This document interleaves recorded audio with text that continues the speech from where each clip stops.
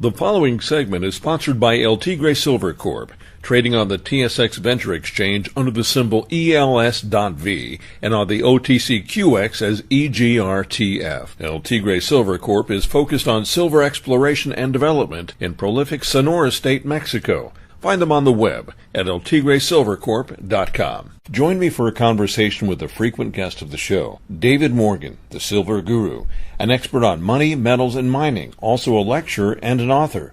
Mr. Morgan has written Get the Skinny on Silver Investing, available on Amazon.com. His website is themorganreport.com. David, welcome back to the program. Oh, it's great to be back. We're happy campers over the last week or two with regard to silver. It's leveled off a bit today, but onward and upward by the end of the year. Yeah, I've been looking for 35 to 40 by the end of the year, and it looks like we're, well past the 33.5 mark already, and I think it's going to accelerate. I think there'll be some back and forth here. There was a resistance level around the 32-ish area. We're through that, but usually on these kind of moves, it tests it. So in other words, it may come back in the 32 range and hopefully bounce off it to the upside. If it does that, that's pretty good confirmation that we're going to go higher in the near term, and that's pretty much what I expect.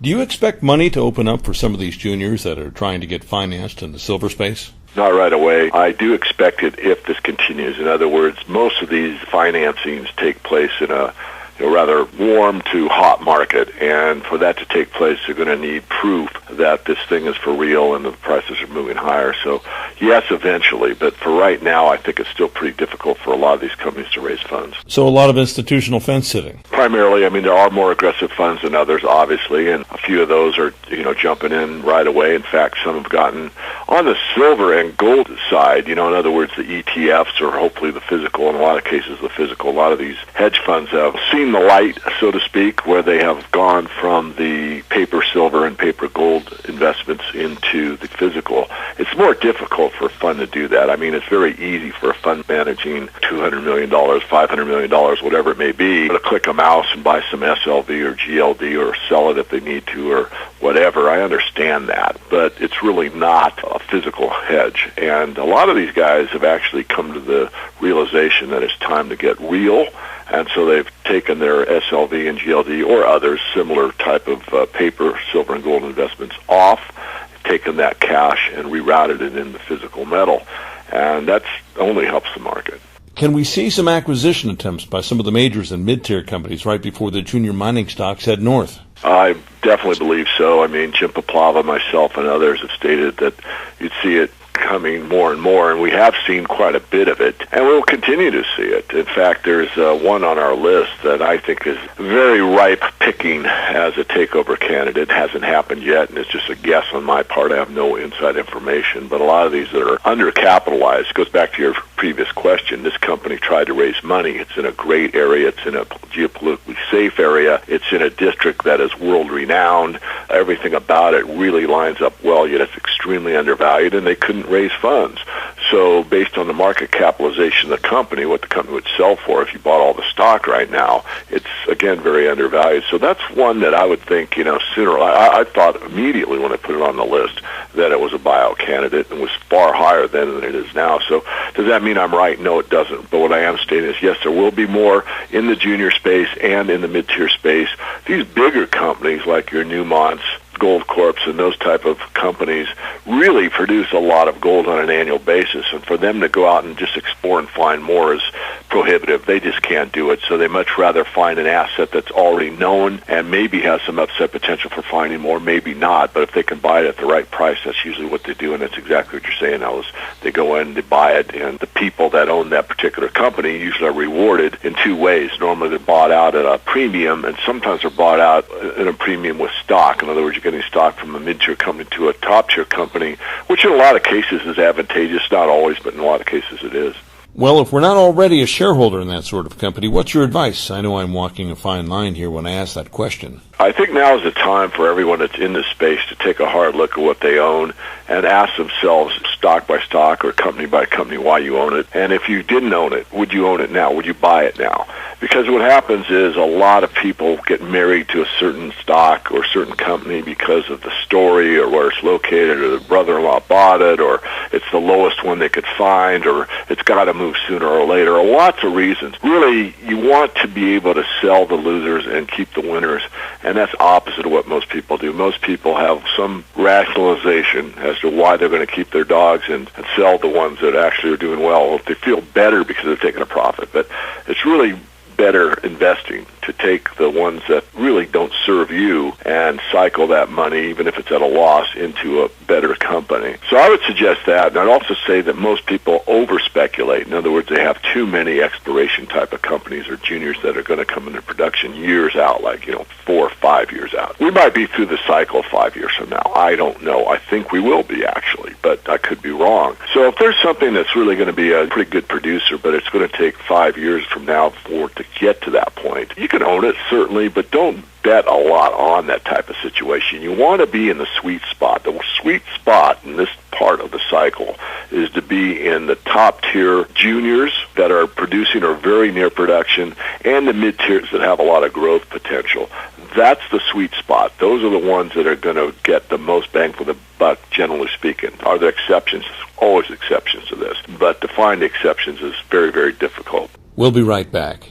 The Ellis Martin Report is sponsored by El Tigre Silver Corp, trading on the TSX Venture Exchange under the symbol ELS.V and on the OTCQX as EGRTF. Silver has been considered a precious metal for 6,000 years and currency since 600 BC. It's been commercially mined in Mexico since 1530 in mineral-prolific and mining-friendly Sonora State, where El Tigre Silver Corp's 5,000-meter drill program is now underway. El Tigre's properties with gold and silver mining concessions span approximately 267 square miles. With an attractive share structure and a strong, proven management team, El Tigre Silver Corp is poised to identify a resource in an area that from 1903 to 1938 produced 75 million ounces of silver and 380,000 ounces of gold. Additionally, their tailing stockpile is currently progressing to production. Learn more about El Tigre Silver Corp by visiting their website, eltigresilvercorp.com, or click through El Tigre's logo on the homepage of our website, ellismartinreport.com.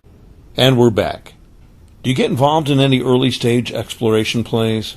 I do. There's one I've done for years and years and years, and quite frankly, I still own it. It's McMillan Gold. And frankly, they have decent projects. I've been on them. I've walked the projects. One of them is the one that was Western Copper, that was Western Silver and bought out. It's right next to that project. It's similar. It's a highly disseminated, lot of it type of situation. But this is one that, by this point in the cycle, they should have really progressed the company further along than they have. There's really nothing wrong with it other than it's just taken too long. So a lot of those type, and there are several out there like that really haven't progressed as rapidly as their competitors. And it is a free market in some ways, not totally, but in some ways the exploration side is a pretty free market. So they're competing against companies that really got with it or was able to find funding or whatever. So yeah, I do it occasionally, and quite frankly, also it's not an area that I've done well in the last couple of years. If you go back to when I started like 12 or 13 years ago, and you look at the ones that I had on there, well, Western Copper as an example, we had that thing like under $1, and that thing went with a 10-bagger that was bought by Glamis, that was bought by Goldcorp. So certainly a huge winner. And I had several like that, actually. But the last few years, I've shifted because I know the cycle, the market cycle is going from these juniors explorations that get big lifts, even some that don't deserve it, and then it goes into the mid-tier where you really have to have the actual goods and you have to be bringing them to the surface to get a real upside into your stock. So that's where we're still at. Do you ever sell those so-called possible losers low? Do you ever sell low? Yeah, I've sold out low. I mean, usually I've got a trailing stop in the general, how to use our suggestions, and it talks about putting a stop on them when you get in, because I can't get everybody in at the same time because, we're always getting subscribers that come on board and those that drop off. So, they take a look at the list, that thing's up, 30% already. Should I buy it? And you can, if there's a buy on it, you could, but you want to put a stop on it. I mean, the best thing to do is to get in it. And then some of these, if they're in this rank speculation section where you should only bet money you can afford to lose, then it's kind of your call. In other words, you could put a stop on it, which is probably the smartest thing to do, but these things move so widely up and down, and they're such small market cap stocks that you can just, if you actually did put in money you can afford to lose, what you can do is just hold it. And you should sprinkle it out. In other words, you should own one, you should probably own 5 as a minimum. If you want to hold it for a while, until tax loss selling or whatever your particular individual case is, you can do so. That's what I tend to do. I really stress, again, the mid-tier is pretty much to make solid money. And of course we like to speculate. The ones that we speculate in are well researched. I mean, I think we've got 1 or 2 losers right now as far as when we started with them. Overall, we're doing well, and we'll drop them off. I mean, there's times that it's obvious that we've made an error, and we admit it and say we've made an error on this company. This has happened or that hasn't, or we thought this or that, and it's time to get rid of it and replace it with something better. So yeah, we pretty much, as Warren Buffett says, we eat our own cooking. In other words, and people often ask, well, exactly what are you doing? Well, the Morgan Report is pretty much what I'm doing. It's not precisely, but it's very, very close. And to become a follower of David Morgan, the Silver Guru, and the Morgan Report, what do we have to do? The easiest way is it's all internet-based, so just get on the internet, and that would be www.themorganreport.com, all one word, themorganreport.com. And if you're not sure what you want to do, there's 3 videos on the different levels of service, the basic, intermediate, and advanced. On top of that, you can just get on our free email list, and you can get weekly information on the macroeconomic picture, sometimes on silver or gold. Sometimes we put a comment in there. And we don't bombard people daily, sign up, sign up, sign up. I just don't believe in that. It's once a week. It usually comes out Saturday or Sunday. It's a casual read. And we also collect usually the interviews like this that I do during the week, so people don't have to search all over the internet to find them. So it's kind of a neat, tidy way to just get pulsed once a week, and you can get kind of everything I've done during the week in the public domain sent into your inbox, and then you can, during the rest of the following week or whatever, you can listen to an interview 2, 3, whatever you wish. David, as always, it's a pleasure to speak with you. Have a great rest of the week. Thanks for joining me today on the program. Thank you, Ellis. I've been speaking with the Silver Guru, David Morgan. His website is themorganreport.com. Listen to this segment again on the podcast page of our website, ellismartinreport.com.